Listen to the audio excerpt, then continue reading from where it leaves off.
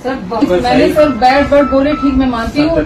जो उसने मीडिया में इतना गालियाँ गंदी गंदी मेरे लिए, उसके जवाब देगी तो लिखा हम बोल रहे भैया किसी को, उसकी जवाब देगी किसके लिए? कौन सा शब्द है उसमें मेरे लिए बोला गया? उत्तर प्रदेश के हरदोई से सामने आया एक वायरल वीडियो जो आपने कहीं न कहीं जरूर देखा हो।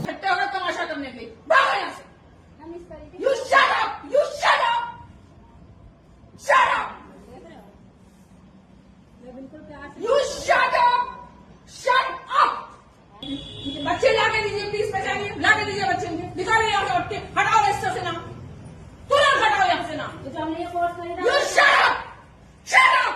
कोर्स खरीदा। इस समय पूरे देश में शिक्षा व्यवस्था निजी स्कूलों की मनमानी और अभिभावकों को सम्मान को लेकर बड़ा सवाल खड़ा कर रहा है। ताजा अपडेट ये है कि वायरल वीडियो में अभिभावकों के साथ कथित बदसलूकी करने वाली स्कूल प्रबंधक और प्रिंसिपल ममता मिश्रा के खिलाफ भारतीय न्याय संहिता यानी बीएनएस की धारा 352 और SC/ST एक्ट के तहत FIR दर्ज कर ली। पुलिस ने पुष्टि की है कि कानूनी कार्रवाई शुरू हो चुकी है।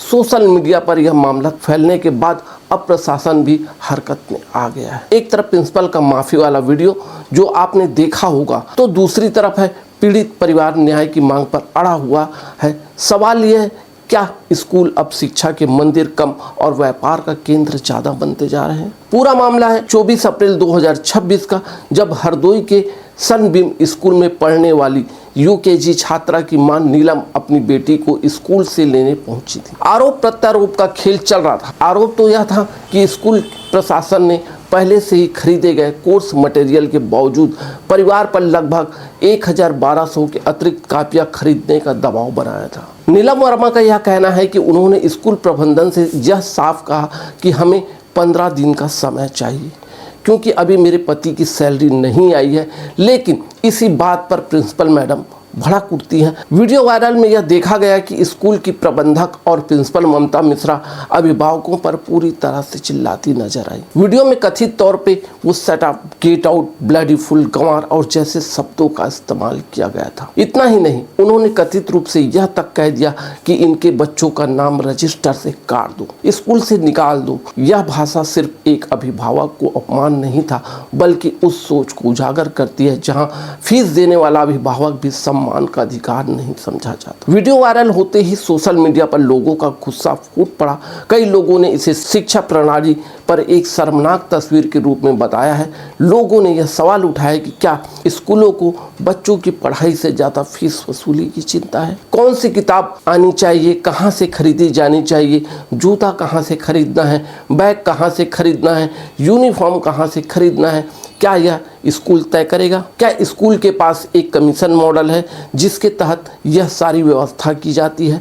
उन्होंने आरोप लगाया कि स्कूल प्रबंधन ने न केवल उसके साथ दुर्व्यवहार किया बल्कि जातिचक टिप्पणियां भी की थी। इसके बाद जिला बेसिक शिक्षा अधिकारी डॉक्टर अजीत सिंह ने मामले की जांच के लिए 3 सदस्य समिति गठित की। जांच के शुरुआती निष्कर्षों में स्कूल प्रबंधन की भूमिका संदिग्ध पाई गई, जिसके बाद संबंधित अधिकारियों को FIR दर्ज कराने निर्देश दिए गए। अब कोतवाली थाने में ममता मिश्रा और स्कूल प्रशासन के खिलाफ BNS की धारा 352 और SC/ST एक्ट की धाराओं के तहत मामला दर्ज किया गया है। पुलिस ने स्पष्ट किया है कि वैधानिक कार्रवाई जारी है और जांच पूरी गंभीरता से ही की जा रही है। विवाद बढ़ने के बाद ममता मिश्रा का एक माफी वाला वीडियो सामने आया है शुरुआती दिनों में, जिसमें उन्होंने कहा था अभिभावक लंबे समय से फीस कम करने का दबाव बना रहे थे और स्कूल परिसर में हंगामा कर रहे थे, जिसके कारण स्थिति बिगड़ गई। उन्होंने यह भी कहा कि कुछ शिक्षकों के साथ भी अभद्र व्यवहार हुआ था उस दिन। हालांकि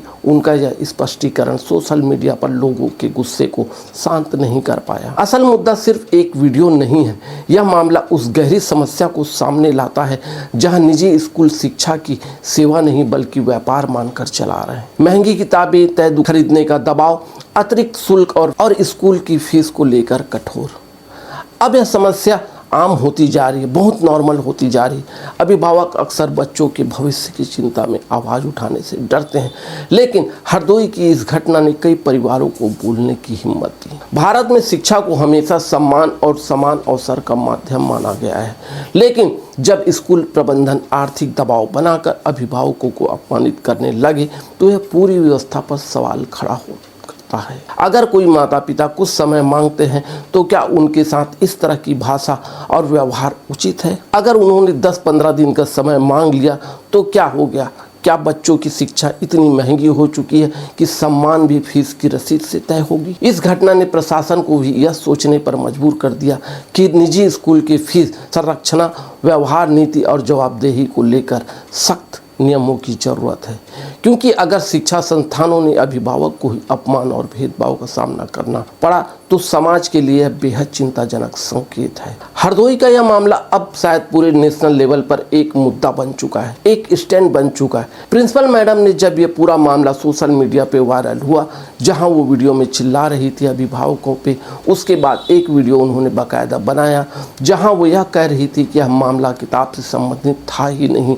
यह मामला था कि बार बार हमें परेशान कर रही थी कि रीएडमिशन में फीस कम कर दीजिए, हमारा फीस माफ कर दीजिए, हम इतने पैसे नहीं दे पाएंगे। प्रिंसिपल मैडम ने यहाँ तक कह दिया कि हमने रीएडमिशन में फीस कम किया, मेरे पास उसका सबूत भी है, लेकिन उसके बावजूद बार बार कहने पर भी वह स्कूल में आकर दुर्व्यवहार कर रही थी, शिक्षकों से ठीक ढंग से बात नहीं कर रहे थे। लेकिन जब पीड़ित परिवार से कई मीडिया हाउसेस से बात किया तो पीड़ित परिवार ने कुछ और ही कहा। पीड़ित परिवार ने कहा कि मामला फीस का था ही नहीं, हम कभी स्कूल गए ही नहीं कि हमारे बच्चों का फीस कम कराया जाए।